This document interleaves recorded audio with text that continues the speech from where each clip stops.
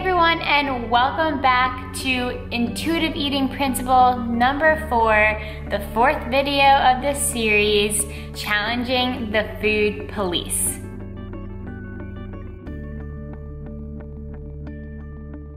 But first, I just wanted to cover a couple things that came up in my last video, making peace with food. So first off, I just want to see, how did you guys do with your challenge foods? Did you guys buy some fear foods and challenge yourself with eating them last week? How did you do? What came up? Did any other foods come up that you realized, wow, I didn't even realize I feared this, but I do? I want to hear that in the comments below.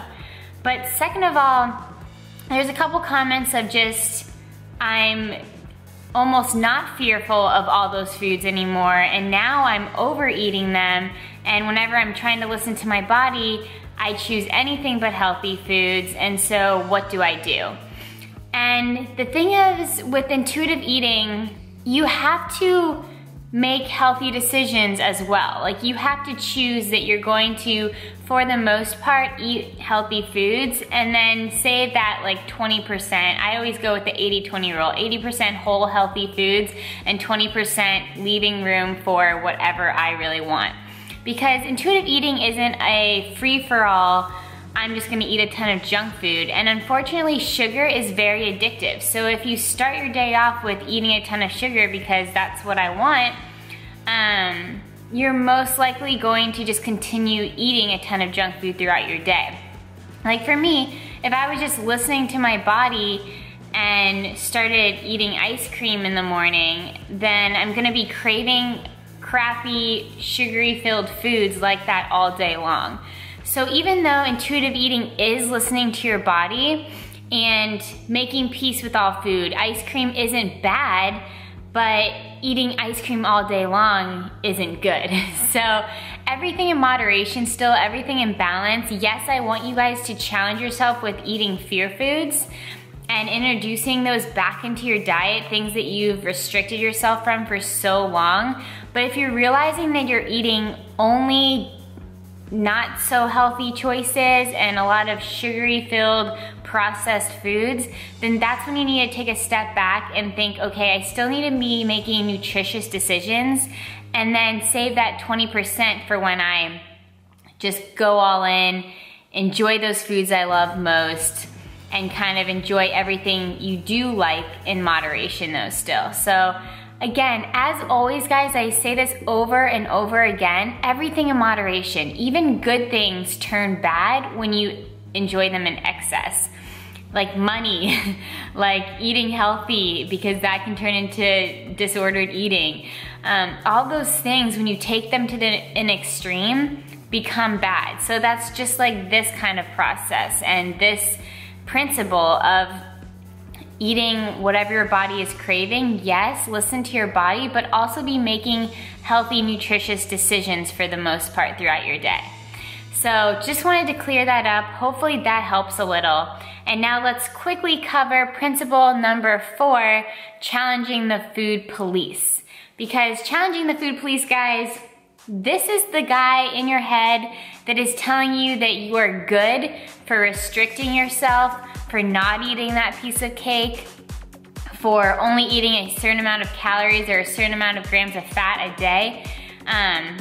This is the guy in your head that is telling you you are bad when you have that piece of cake, that you are bad when you ate that piece of pizza for dinner instead of a more protein-packed, low-carb meal. I don't know what you're used to having. This is that little guy in your head that you need to get rid of, because he is called the food police. And let's just talk about in my life. So in my life, it was almost a game. It became a game of how little can I eat in a day. Because for me, it wasn't, oh, I'm ugly, oh, I'm fat, and so that's why I'm controlling my food. It was, everything in my life is out of control, and I want to find control. So for me, it was a control issue. And you guys can read all about this in my book, because I published a book about my whole story. It goes into depth into all of these things in my mind and all my struggles and why I fell into this eating disorder and how I found freedom from it all. So that link is down below if you wanna order that book. It is now available and I'm so excited about it. But anyways, getting back to everything because I get sidetracked easily. It was a control issue for me. So for me, in my mindset day to day, it was how little can I eat? Oh, I am good because I only ate 1,200 calories. Oh, I only ate 1,200 calories today. So now I had the food police in my head saying, try to get to 1,100 tomorrow. And it was almost like this controlling sick game in my head of how little can I eat. And every single time I ate less, that little guy in my head was telling me, wow, great job, good job, you're succeeding, you're gaining control in your life. And that was the farthest thing from the truth, guys. So you just have to challenge that food police, get him out of your head, get all of those deep-rooted beliefs and rules out of your head that say that you are good for eating less, or you're good for not eating that cake, or you're bad for eating the cake. Every time that, anytime I would go out for pizza with friends and I would actually let myself have that piece of pizza, which was rare, all of a sudden I'd have that food police guy in my head saying, oh my gosh, feel guilty, you're terrible, why did you eat that? Now you're gonna gain 10 pounds. All these things that weren't true, all these lies. That guy in your head, you need to get him out because he's gonna ruin you and he's gonna destroy you and he's gonna prevent you from finding health again, from finding a nutritious lifestyle, and from following this intuitive eating lifestyle. So this is principle number 4, guys. And so the takeaway from this is just to, all day, all week long, this entire week for the next 7 days, I want you guys, every time you find yourself thinking, oh, I'm good for avoiding this, or I'm bad because I ate this, I want you to identify those statements, those lies, write them down, and then say, no longer am I believing that.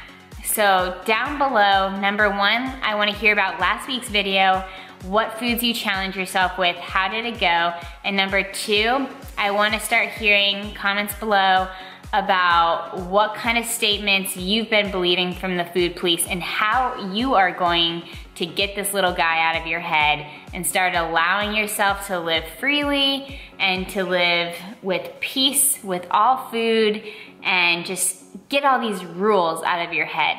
So until next time, I hope you guys enjoyed this video. Again, my book is for purchase. Down below, you can click the link in the description, and that will tell you guys all about my story. Everything you could ever wanna know. Just how why I struggled and how the process of slowly finding freedom and how I found freedom completely and what it led to in the end, and the great things that happened because of finally finding freedom. So click the thumbs up if you like this video, subscribe if you aren't already, follow me on Instagram at FreshFinHealthy, and then Snapchat Sarah_Grace11 because I share a lot more on there than just my 1 weekly video. So hope you guys have a great week and don't forget to comment below. Bye guys.